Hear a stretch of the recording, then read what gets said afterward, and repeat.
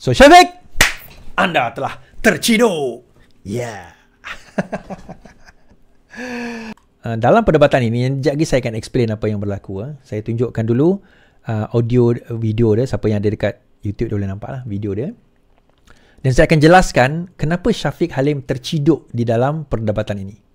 Syafiq Halim ni adalah Saitro Perikatan Nasional yang duk main sentimen yang bukan-bukan. Menunjukkan betapa bangang dan bodohnya even golongan Perikatan Nasional yang kononnya intelektual ni, kononnya berhujah dengan fakta ni, terhadap fakta mereka sendiri. Baik, sama-sama kita saksikan. Punya tajuk dia, Iris sign the 1.12 billion NISE contract with KDN. Okay. Tapi dia kata dia sign pada 25 hari bulan Mei 2022. With the Ministry of Home Affairs Malaysia. Okey, so itu saya mungkin report ni salah tulis, tapi tak apalah, kita minta yang ni terangkan sajalah sebab dikatakan tadi 2021 kan. Jadi kita nak tahu jugalah kan. Jadi dia kena sekejap dia kena siasat. Anak Hamzah sekarang ni disiasat sebab duit hari jadi.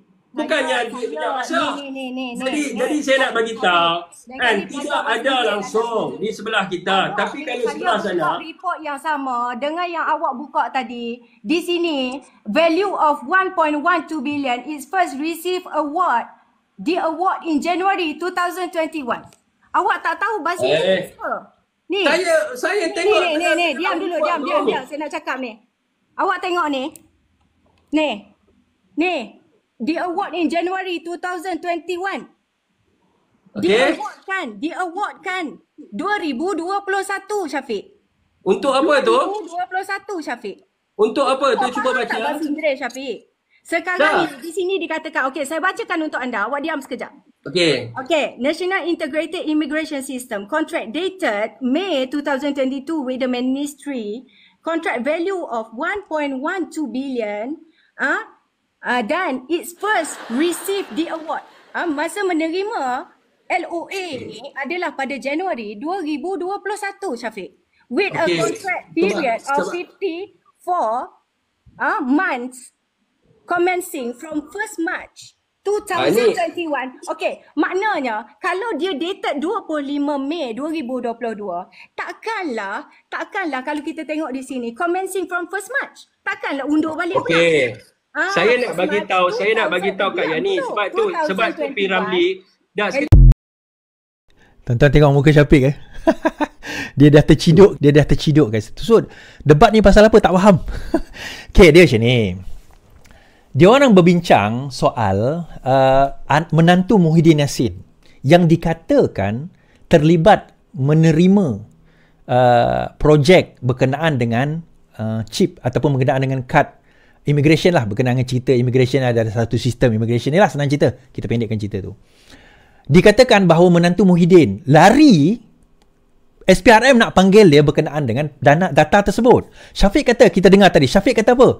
Tak, itu sebab birthday dia, hadiah birthday dia kata. Tuan-tuan dengar tadi, tuan-tuan boleh ulang balik video ni, sebab hadiah birthday dia kata.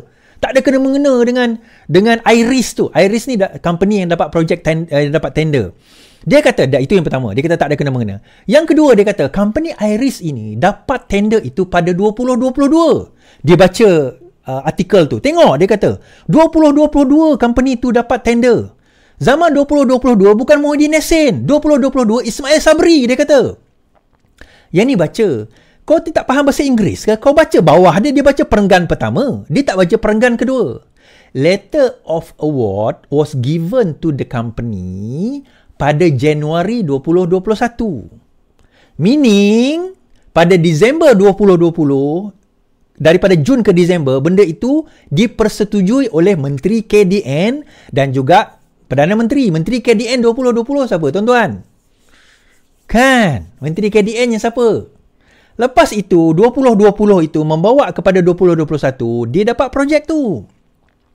So, dia dapat projek tu 2021. Syafiq kata tak, dia dapat 2022. Dia kata tak, 2021. 2022 Ismail Sabri. Tak ada kena-mengena dengan Muhyiddin Yassin. Tak ada kena-mengena dengan menantu dia. Macam mana menantu dia pula dapat projek sedangkan award by Ismail Sabri? Ismail Sabri lah punya salah. Dia kata macam tu. Si Yani kata, Ya Allah, kau ni tak pandai-pandai bahasa Inggeris. Ini press release. Press release ini dikeluarkan oleh Iris, syarikat yang menerima bisnes tersebut. Iris signed 1.12 billion NIISE contract with KDN. Iris Corporation telah menerima kontrak tersebut melalui anak syarikatnya iaitu Iris Information Technology yang yang akan melaksanakan NIIC kontrak bertarikh 25 Mei 2022. Yang ni Syafiq kata, tengok 2022 bernilai 1.12 bilion. To recap, IITS received a letter of award for the project from the KDN on the 29 January 2021. Saya terjemah di dalam bahasa Melayu. Untuk kita ingat kembali, IITS telah menerima surat tawaran projek tersebut daripada KDN pada 29 Januari 2021. Pik. 29 Januari 2021. Kalau dia terima LA 25 Januari 2021, maknanya pembentangan dan kelulusan itu berlaku sebelum, iaitu tahun 2020. Pik. Kan? So, SPRM cari menantu Muhyiddin Yassin untuk apa? Ya, kita faham menantu Muhyiddin Yassin tidak duduk di dalam syarikat Iris ataupun berkenaan dengan Iris Teknologi anak syarikat. Dia pusing kat situ. Dia kata, Iris Teknologi anak syarikat, Iris Teknologi yang dapat. Kau tak faham ke di antara subsidiary dengan parent company? Dia cakap, dia yang tak faham. Dia kata orang tak faham. Aku ada banyak company lah. So, salah dia. Dia kata yang terima itu adalah anak syarikat. Apa kena-mengena? Kan, cuma yang ni tak apa. Nanti belajar lagi debate dengan saya. Kita baca ni. SPRM ni berita tahun 2024 Jun. SPRM masih lagi kesan menantu Muhyiddin Yassin.